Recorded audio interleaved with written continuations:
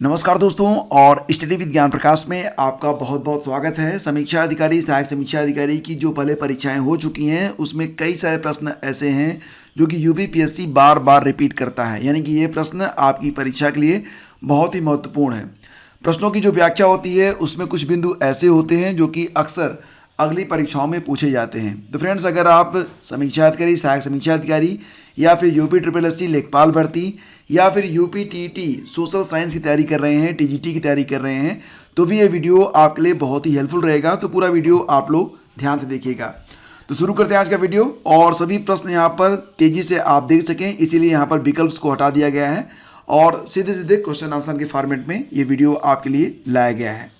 तो पहला क्वेश्चन देखते हैं, किस राजा ने अपने मंत्रियों को पशुओं पर क्रूरता पर प्रतिबंध लगाने के लिए काशी क्षेत्र भेजा था?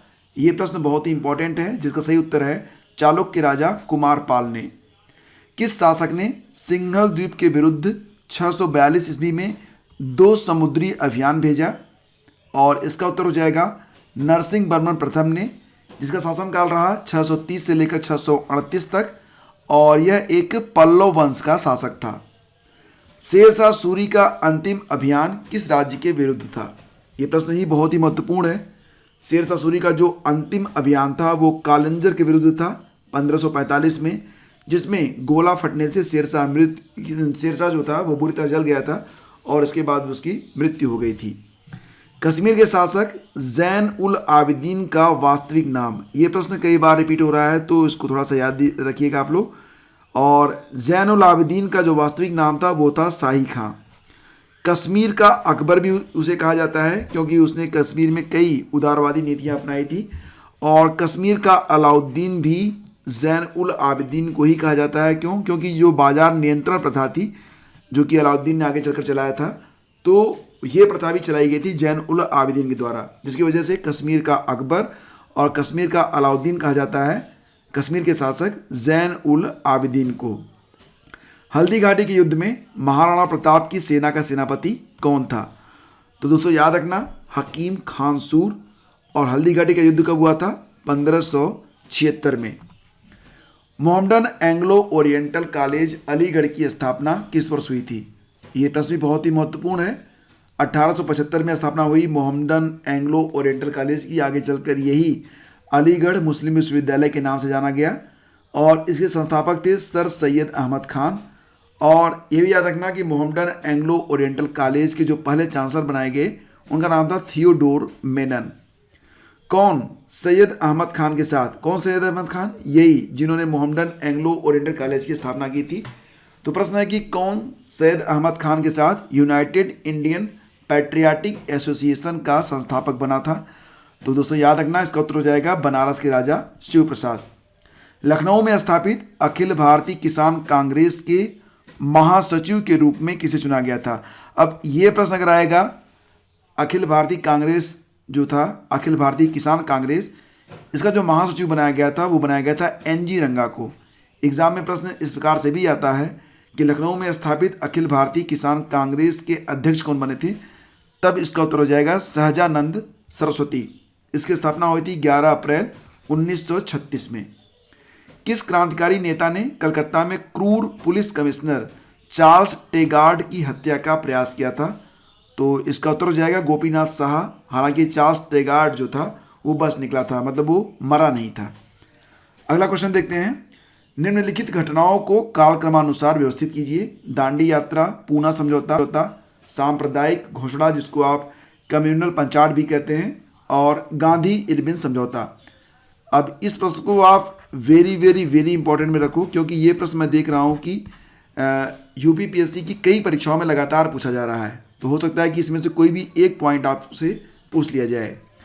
तो जैसा कि आप जानते हैं, दांडी यात्रा 12 मार्च 1930, गांधी इरविन समझौता हुआ 5 मार्च 1931, सांप्रदायिक घोषणा हुई 16 अगस्त 1932 और उसके बाद ही होता है पूना समझौता, और ये हुआ था 24 सितंबर 1932 को, क्योंकि सांप्रदायिक घोषणा के बाद ही गांधी जी ने अनशन शुरू कर दिया था और डॉक्टर भीमराव अंबेडकर जी और गांधी जी ने मिलकर पूना समझौता किया था 24 सितंबर 1932 को।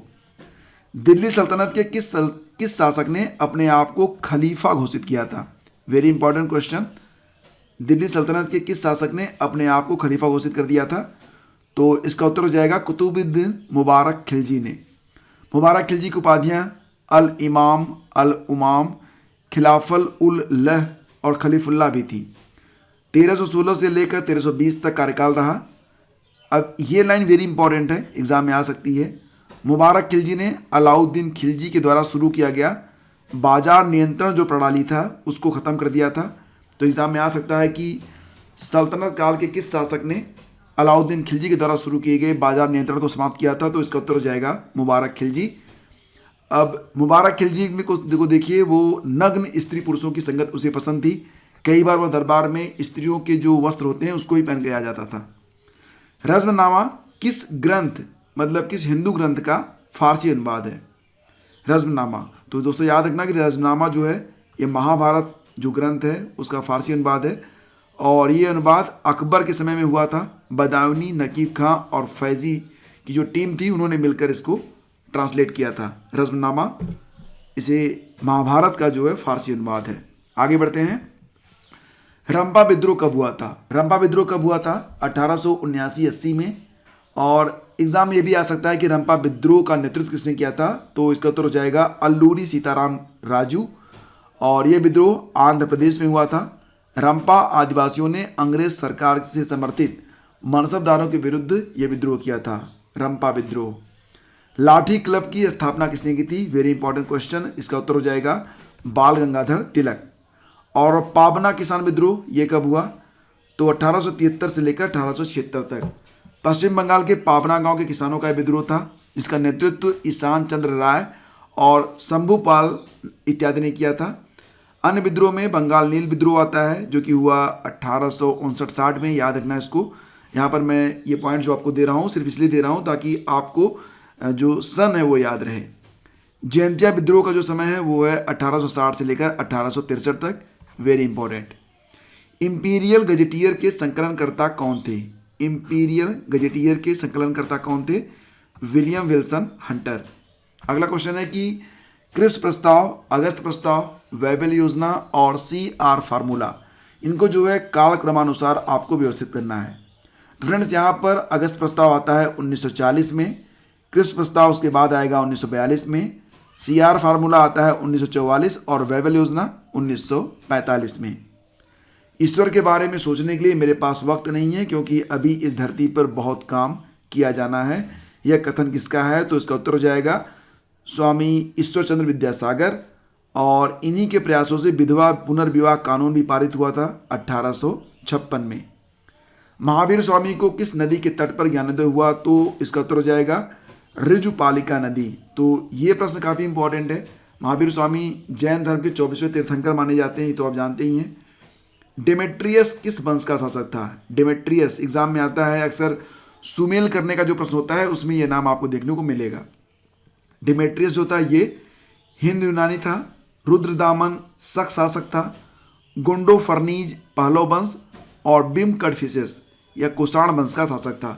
तो आपको पता होगा कि एग्जाम में आपको जो है एक तरफ शासक का नाम, दूसरी तरफ उसके वंश का नाम दे दिया जाएगा और आपको मैच कराना होता है। गुप्त स्वर्ण मुद्रा का नाम क्या था? गुप्त काल में जो स्वर्ण मुद्रा चलाई गई थी उसका नाम क्या था? उसका नाम था दिनार। गुप्त शासकों का युग सिक्कों के इतिहास में स्वर्ण युग भी कहलाता है। चांदी के सिक्के रूपक कहलाते थे, और चांदी के सिक्के जारी करने वाला प्रथम गुप्त शासक चंद्रगुप्त था। कन्नौज नरेश जयचंद तथा मोहम्मद गोरी के मध्य चंदावर का युद्ध कब हुआ था? प्रश्न बहुत ही इंपॉर्टेंट है। पानीपत का जो पहला युद्ध हुआ, तराइन का पहला युद्ध कब हुआ था? तराइन का पहला युद्ध हुआ 1191 में, दूसरा युद्ध हुआ 1192 में, फिर 1194 में हुआ था चंदावर का युद्ध जयचंद और मोहम्मद गोरी के मध्य। तैमूर का आक्रमण हुआ था 1398 में, तालीकोटा का युद्ध 1565 में, घाघरा का युद्ध 1529 में। ये युद्ध भी बहुत ही महत्वपूर्ण है, एग्जाम में बार बार पूछे जा रहे हैं। बाबरनामा का अंग्रेजी में अनुवाद किसने किया था? बाबरनामा, इसको जो है कहा जाता है मूल रूप में तुझके बाबरी, बाद में इसको बाबरनामा भी कहा गया, और इसका जो अनुवाद हुआ अंग्रेजी में वो किया गया लेडेन और रस्किन के द्वारा, ठीक है। और बाबरनामा मूल रूप से तुर्की भाषा में लिखा गया है। भारतीय इतिहास में राजा बनाने के नाम से किन्हें जाना जाता है? ये प्रश्न भी बहुत ही इंपॉर्टेंट है, याद रखना इसको भी। भारतीय इतिहास में राजा बनाने वाले के नाम से किन्हें जाना जाता है? तो सैयद बंधुओं को। इनका प्रभाव गजब का था। सैयद हुसैन अली और सैयद अब्दुल्ला इनका पूरा नाम था। 1713 से लेकर 1720 तक इनका समय रहा और भारतीय इतिहास में इन्हें राजा बनाने वाले के नाम से जाना जाता है। अगला क्वेश्चन है, दारा शिकोह को किस स्थान पर दफनाया गया था?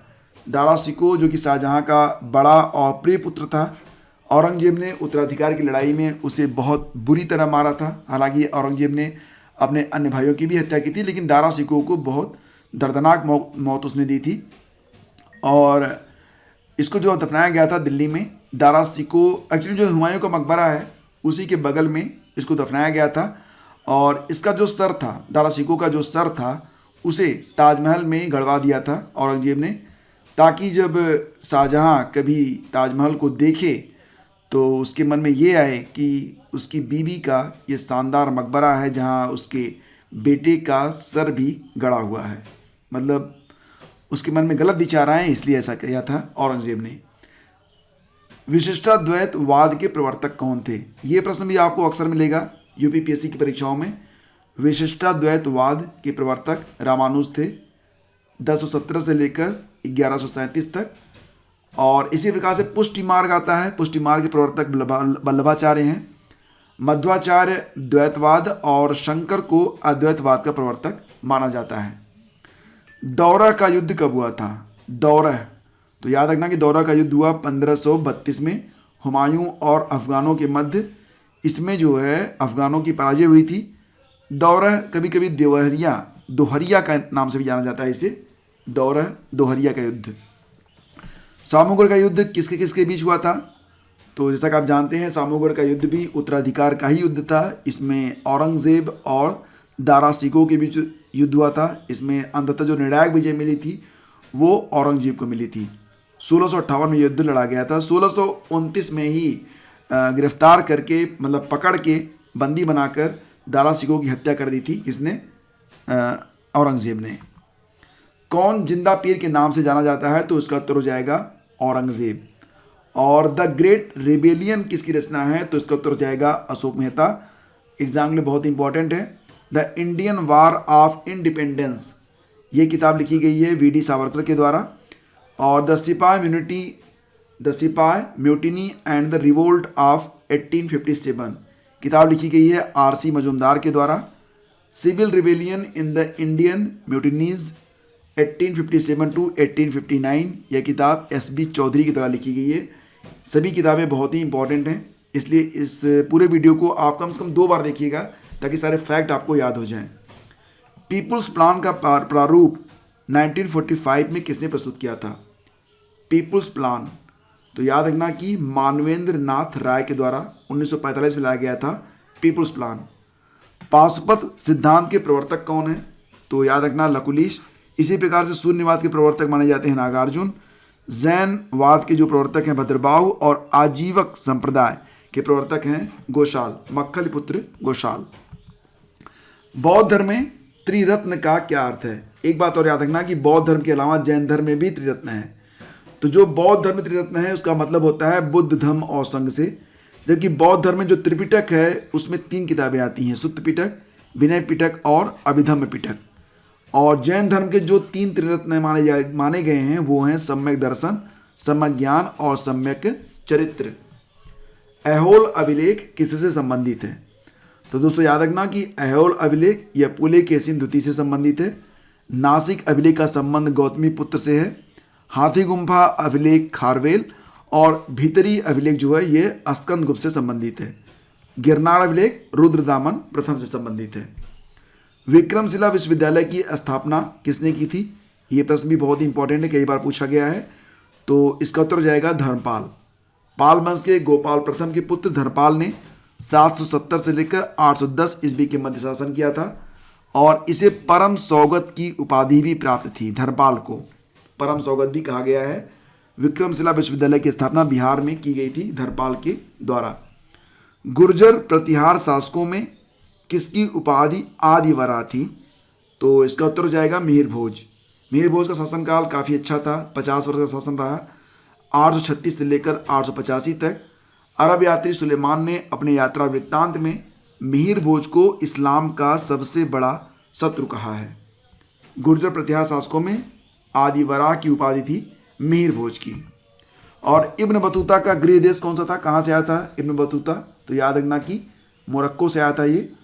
और मोहम्मद बिन तुगलक के काल में 1333 में दिल्ली आया। किताबुल रहला नामा एक ग्रंथ की रचना की जिसे रहला के नाम से भी जाना जाता है।